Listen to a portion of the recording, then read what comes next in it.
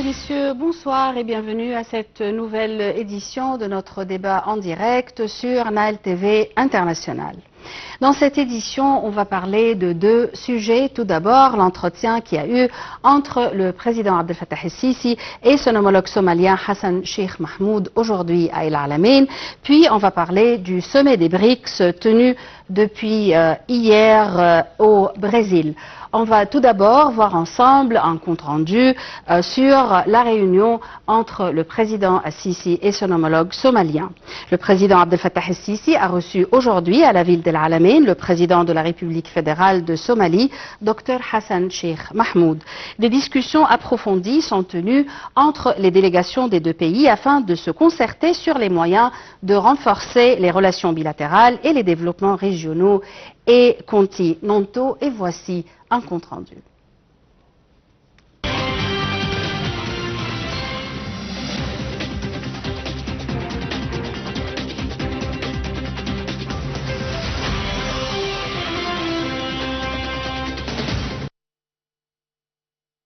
Lors de la conférence de presse qui a eu lieu entre le président Abdel Fattah el-Sisi et son homologue somalien Hassan Sheikh Mahmoud à la ville d'El Alamein, le président el-Sisi a loué les liens fraternels qui unissent les deux pays, fondés sur une histoire, une religion et une culture commune, ainsi que sur les visions et les objectifs communs. Le chef de l'État a déclaré que les pourparlers qui ont eu lieu ce lundi avec son homologue somalien ont porté sur un nombre de questions bilatérales et régionales d'intérêt commun, notamment la situation sécuritaire et politique dans la Corne de l'Afrique et la sécurité en mer Rouge. Les deux présidents sont convenus de poursuivre l'intensification de la coopération afin d'assurer la stabilité de cette région vitale compte tenu de son impact direct sur la stabilité et la sécurité régionale et internationale. Ils ont également évoqué les moyens de renforcer les relations bilatérales à la lumière de la déclaration politique conjointe signée en janvier dernier qui vise à hisser les relations entre les deux pays au niveau d'un partenariat stratégique global. Les deux présidents se sont mis d'accord sur l'importance de prendre des mesures concrètes pour approfondir la coopération dans des domaines spécifiques d'intérêt mutuel, notamment dans les domaines politiques, économiques, sécuritaires et militaires, tout en mettant l'accent sur la poursuite de la consultation et de la coordination sur diverses questions pertinentes. Concernant la coopération militaire et sécuritaire, ils ont affirmé leur engagement à poursuivre la coordination dans le cadre du protocole de coopération militaire signé entre les deux pays en août 2024. Ce protocole vise à soutenir les capacités du personnel somalien, à renforcer le rôle des institutions nationales dans le maintien de la sécurité et de la stabilité, à lutter contre les organisations terroristes et extrémistes et à permettre à l'État somalien d'étendre sa souveraineté et son contrôle sur l'ensemble de son territoire.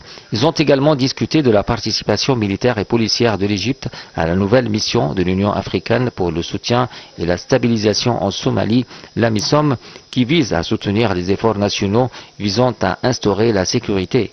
Et Sisi a salué le président somalien pour parvenir à un consensus national entre les composantes de la société somalienne sur les questions urgentes auxquelles le pays est confronté, telles que la lutte contre le terrorisme, la préservation de l'unité de l'État et le renforcement de ses institutions. Le président Sisi a assuré le plein soutien de l'Égypte à tous les efforts visant à parvenir à un consensus national sur les questions politiques somaliennes, renforçant ainsi la sécurité et consolidant les fondements de la stabilité et du développement durable du pays.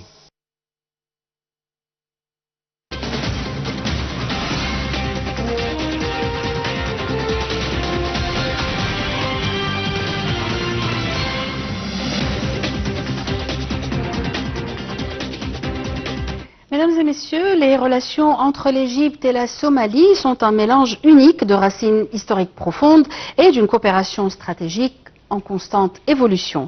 Des anciennes missions commerciales de l'époque pharaonique aux efforts modernes en matière de diplomatie, le développement et de sécurité régionale, les deux nations continuent de bâtir un partenariat fondé sur le respect mutuel et les intérêts communs.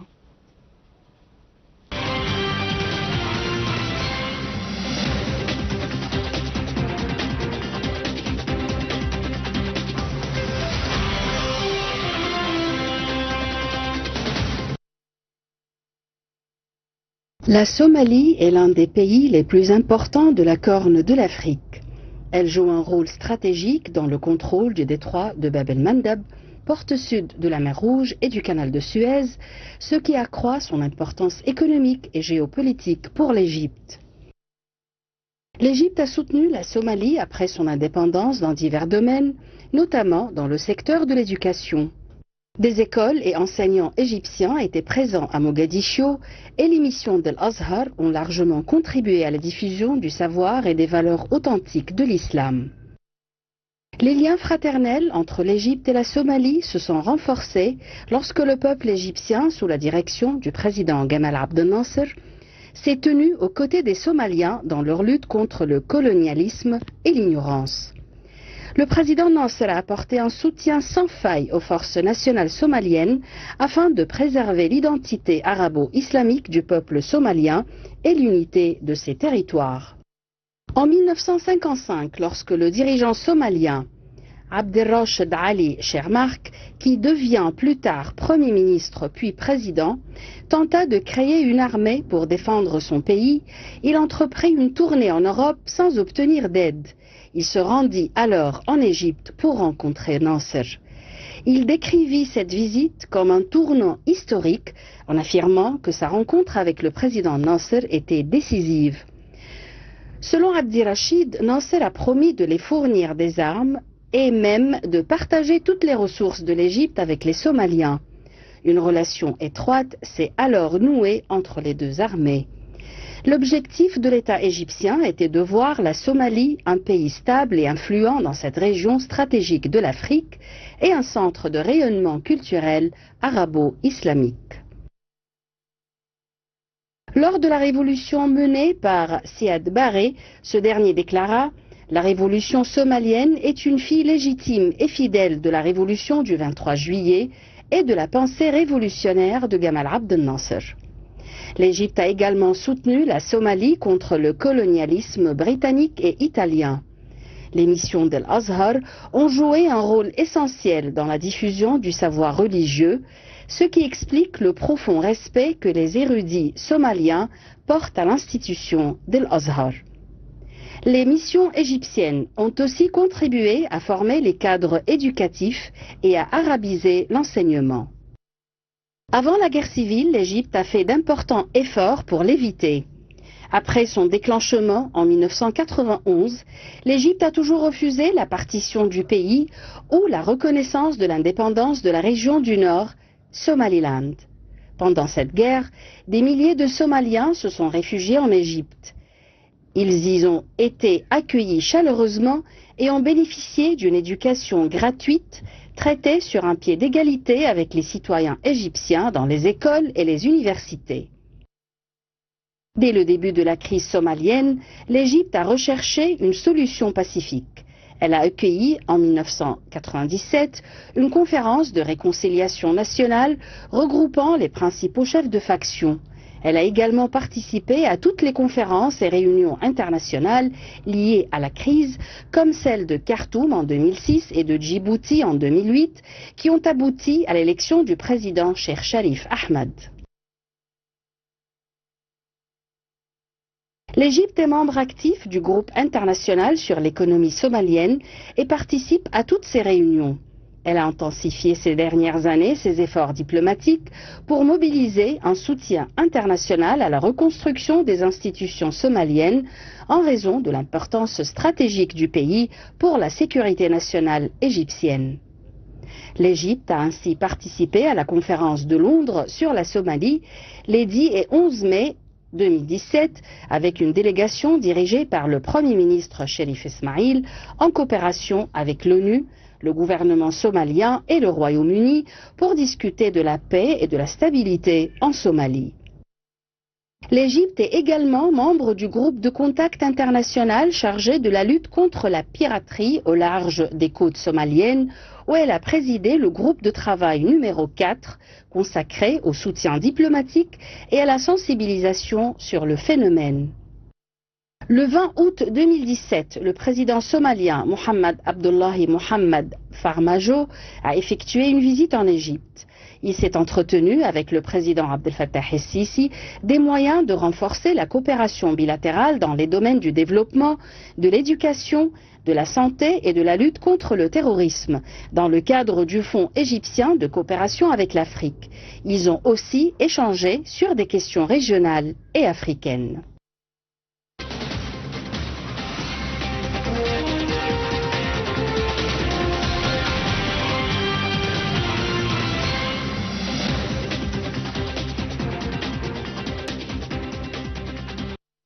Et nous arrivons, mesdames et messieurs, à notre deuxième sujet pour ce soir consacré au Forum des BRICS. Et pour mieux parler de ce sujet, on a le plaisir d'accueillir dans notre studio Monsieur Mohamed Refaï, qui est expert bancaire. Bonsoir. Bonsoir. Alors, avant de commencer notre interview, je vais vous donner quelques informations concernant la participation du Premier ministre Moustapha Madbouli au Forum des BRICS au Brésil. Le Premier ministre a affirmé que l'Égypte croit en la nécessité de renforcer le système multilatéral avec les Nations Unies pour relever les défis croissants et multiformes qui nous confrontent. M. Madbouli s'exprimait dans une allocution qu'il a prononcée au nom du président Abdel Fattah el-Sisi lors de la session intitulée « Promotion du multilatéralisme des affaires économiques et financières et de l'intelligence artificielle » au 17e sommet des BRICS organisé à Rio de Janeiro. BRICS organisé à Rio de Janeiro cette année, c'est le 17e sommet, comme je viens de vous dire. M. Madbouli a déclaré que ce sommet intervient à un moment où le monde connaît des crises et des défis complexes et témoigne d'un déclin de l'action multilatérale et de l'efficacité du système international. Il a précisé que les pays en développement souffrent d'un fardeau grandissant du service de la dette, de l'inflation et de difficultés d'accès à un financement concessionnel adéquat pour le projet de développement des infrastructures pour leurs citoyens. À cet égard, M. Madbouli a souligné que l'Égypte croit fermement à l'importance de renforcer la coopération et de surmonter les défis communs.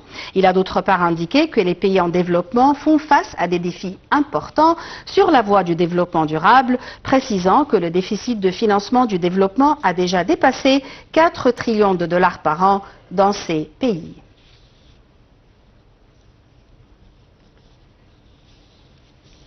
Et, mesdames et messieurs, en marge de sa participation au 17e sommet des BRICS, le Premier ministre Moustapha Madbouli s'est entretenu avec le président de la République orientale de l'Uruguay, Yamandou Orsi.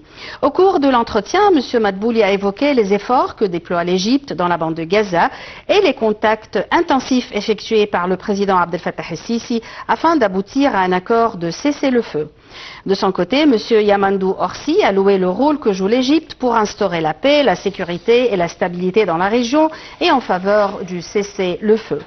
M. Madbouli et Orsi ont d'autre part exprimé leur aspiration à renforcer la coopération entre l'Égypte et l'Uruguay dans les divers domaines, en particulier l'échange commercial. Et, mesdames et messieurs, dans le cadre de sa participation au nom du président Abdel Fattah el-Sisi aux travaux de la 17e édition du sommet des BRICS organisé à Rio de Janeiro au Brésil, le Premier ministre Dr Moustapha Madbouli a prononcé un discours lors de la session intitulée « Renforcement du multilatéralisme, des questions économiques et financières et de l'intelligence artificielle ». Voyons ensemble.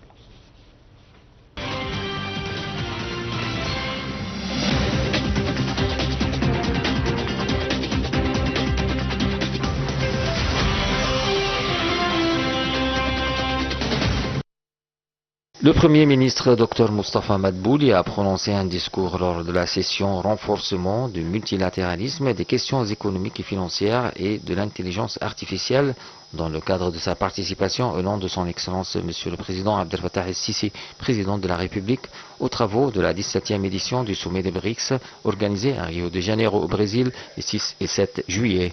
Au début de son discours, le Premier ministre a déclaré qu'il tenait une nouvelle fois à exprimer ses sincères remerciements à son Excellence le Président brésilien Luiz Inácio Lula da Silva pour son accueil aujourd'hui. Je salue également les chefs d'État et de gouvernement des pays partenaires du groupe BRICS présents à ce sommet. Madbouli a ajouté que cette réunion intervient à un moment où le monde connaît des crises et des défis complexes, ainsi qu'un recul du multilatéralisme et de l'efficacité du système international. Il a poursuivi que les pays en développement souffraient de l'aggravation du fardeau du service de la dette, de l'inflation et de la difficulté d'obtenir des financements concessionnels suffisants pour les projets d'infrastructures de développement nécessaires à l'amélioration des conditions de vie de leurs citoyens. Il a ajouté que cette situation est encore compliquée du fait des tensions et conflits géopolitiques, en particulier au Moyen-Orient, ce qui a entraîné d'autres défis tels que l'immigration illégale et le déplacement forcé des populations sous forme de réfugiés ou de migrants clandestins. Le Premier ministre a poursuivi que l'Égypte croyait en la nécessité de renforcer le système multilatéral avec en son cœur des Nations Unies pour faire face aux défis croissants et multidimensionnels auxquels nous sommes confrontés. Il a affirmé que l'Égypte croit fermement à l'importance de renforcer la coopération et de surmonter les défis communs, mettant en lumière plusieurs points importants. Madbouli a souligné que les pays font face à des grands défis sur la voie du développement durable. Le déficit annuel du financement du développement dépasse 4 000 milliards de dollars dans les pays en développement, soulignant ainsi la nécessité de garantir l'accès à des financements concessionnels, ajoutant qu'il tenait à souligner le rôle de la nouvelle banque de développement dans la fourniture de financements concessionnels, notamment en monnaie locale, ainsi que celui de sa nouvelle plateforme d'investissement visant à mettre en œuvre des investissements conjoints, en particulier entre les institutions du secteur privé de pays. Le chef du gouvernement a souligné qu'il est nécessaire de renforcer la coopération entre les banques centrales des pays BRICS et d'intensifier les efforts pour mettre les règlements financiers en monnaie locale conformément à l'initiative des BRICS pour les paiements transfrontaliers. Il a souligné le rôle important du secteur privé ainsi que l'importance de renforcer les liens et la communication entre les secteurs privés des pays du groupe BRICS et des pays partenaires afin de mettre en œuvre des projets communs dans divers domaines, notamment l'énergie, l'industrie et l'agriculture. Madbouli a également salué les efforts de la présidence brésilienne pour l'élaboration de la déclaration des dirigeants des BRICS sur la gouvernance mondiale de l'intelligence artificielle qui constitue une base solide pour renforcer la coopération, garantir un accès équitable aux technologies avancées et combler le fossé numérique entre les pays développés et en développement.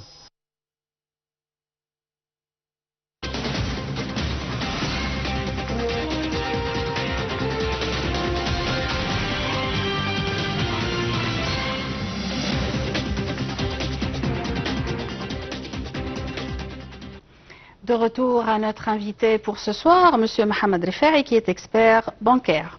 Alors, pourquoi ce sommet des BRICS est-il plus important que les sommets précédents et en quoi il se distingue des éditions précédentes? Actuellement, le choix du thème du sommet, un Sud global, inclusif et durable, résume bien l'ambition de construire un monde plus équitable, plus équilibré, où ces pays ne sont pas plus relégués au second plan, mais participent activement à la définition des priorités économiques, sociales et environnementales de demain. En ce sens, ce sommet est bien une affirmation politique et économique forte. Et l'élargissement du groupe qui a eu lieu en 2023, est-ce que cet élargissement va aider à changer la donne dans le monde économique ou pas? Bien sûr, ça va aider à faire des changements majeurs. Effectivement, il ne faut pas surtout sous-estimer que les BRICS rassemblent 5 pays majeurs, puissantes et émergentes. Ils rassemblent le Brésil, la Russie, l'Inde, Chine et l'Afrique Sud. Mais depuis 2024, le groupe a officiellement accueilli 5 nouveaux membres. On a l'Égypte, l'Émirat, l'Iran, l'Éthiopie et plus récemment l'Indonésie. Cet élargissement donne une nouvelle envergure au groupe et une vraie force collective. On parle désormais de 10 membres permanents. Et on a encore les pays des BRICS+, on a l'Algérie, le Nigeria et encore Cuba. Cela montre que les BRICS ne sont pas plus un club ou un cercle limité de puissances émergentes, mais un espace élargi de coopération entre les pays sud global aux réalités économiques, culturelles et géopolitiques très diverses. Comment la montée en puissance des BRICS et des pays qui participent au forum des BRICS pourrait-elle modifier les rapports de force internationaux dans les années à venir? En effet, ces pays de BRICS représentent environ 40% de la population mondiale et ils disposent des réserves de ressources naturelles, d'un rôle de plus en plus central dans les échanges économiques, dans la voie politique qui pèse de plus en plus dans les grandes instances internationales. Les BRICS s'affirment comme une alternative sérieuse aux structures dominées par les pays du Nord, comme le G7. Cet équilibre progressif pourrait bien transformer la profondeur de la gouvernance mondiale dans les années à l'avenir. Est-ce que la monnaie attendue des BRICS va servir à stopper le monopole américain sur l'économie mondiale, le monopole du dollar? En effet, les pays de BRICS ne cherchent pas à déclarer la guerre au dollar, mais plutôt à gagner une autonomie. Aujourd'hui, on a la majorité des échanges internationaux se font en dollars, ce qui donne un pouvoir considérable aux États-Unis. Ce que souhaitent les BRICS, c'est pouvoir commencer entre eux d'utiliser une devise unique pour faciliter les transactions de commerce entre eux et internationales. Et ils ont créé une plateforme pour le paiement, il s'appelle BRICS Pay, qui permet de réaliser des transactions sans avoir besoin des traditionnels moyens de financement comme les SWIFT. Avant de continuer notre interview, on va en parler plus sur le forum des BRICS, le 17e forum, fondé par le Brésil, la Russie, l'Inde, la Chine et l'Afrique du Sud. Le bloc des BRICS a été rejoint en 2024 par l'Indonésie, l'Iran, l'Égypte, l'Éthiopie et les Émirats arabes unis. Il a également créé une nouvelle catégorie de partenaires stratégiques qui comprend le Bélarus, Cuba et le Vietnam. Le sommet des BRICS 2025 se tient à Rio de Janeiro, au Brésil, le 6 et 7 juillet courant, sous le thème « Renforcer la coopération mondiale du Sud pour une gouvernance plus inclusive et durable ». Voyons ensemble.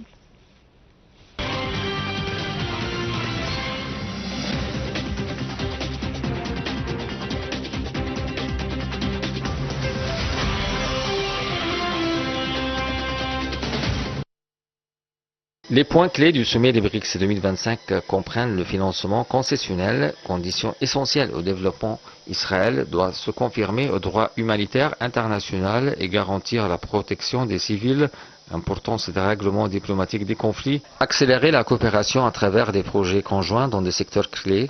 Les représentants des pays membres de l'association résumeront les résultats de leurs travaux depuis le début de l'année dans 3 domaines clés: politique, sécurité, économique et finances, ainsi que culture et affaires humanitaires.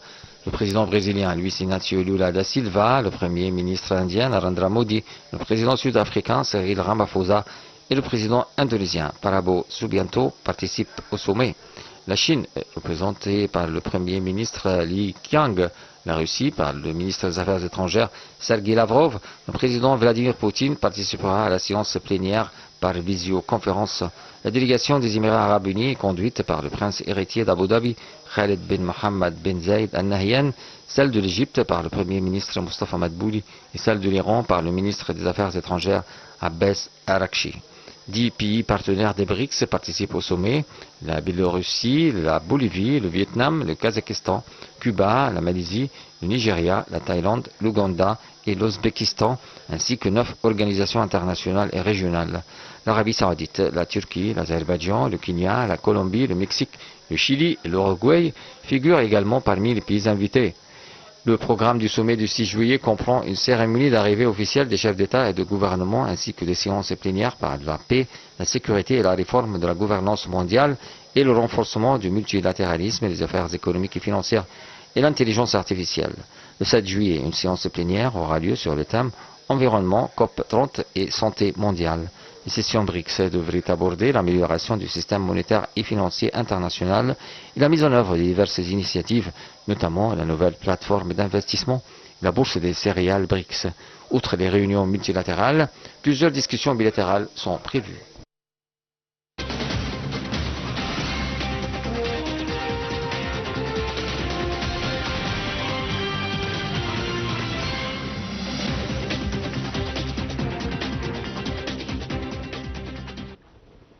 Et on enchaîne avec notre invité, Monsieur Mohamed Rifaï.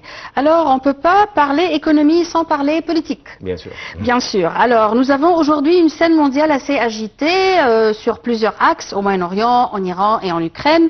Comment ces problèmes vont nuire aux efforts des BRICS et comment peut-on arriver à un consensus économique entre les pays des BRICS s'ils ne partagent pas les mêmes idées politiques? En réalité, il existe certaines tensions au sein des pays de BRICS, car ce groupe réunit des pays très différents avec des intérêts géopolitiques parfois divergents.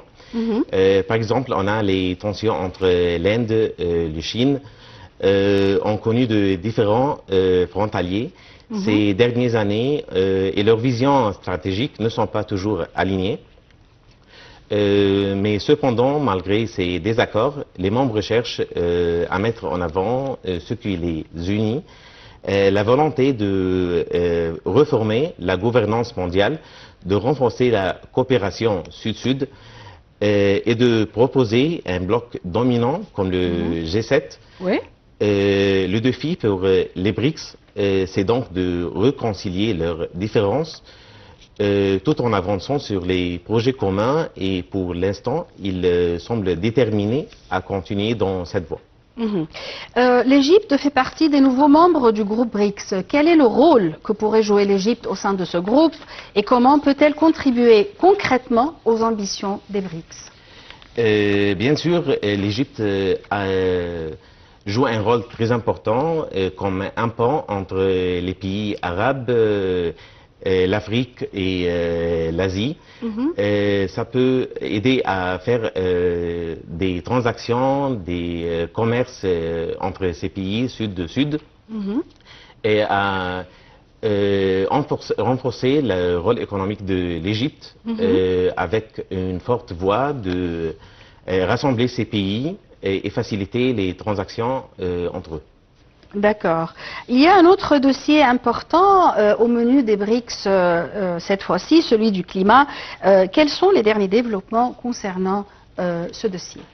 Bien sûr, le climat est un des plus importants sujets au sommet des BRICS. Il occupe une place de plus en plus importante dans leur agenda. Ce sommet prépare notamment pour la COP 30 qui se tiendra au Brésil en novembre prochain. Les BRICS souhaitent y porter une voix forte en faveur de transactions écologiques justes, c'est-à-dire une transaction qui tient compte des besoins spécifiques des pays en développement, souvent plus vulnérables aux effets changements climatiques.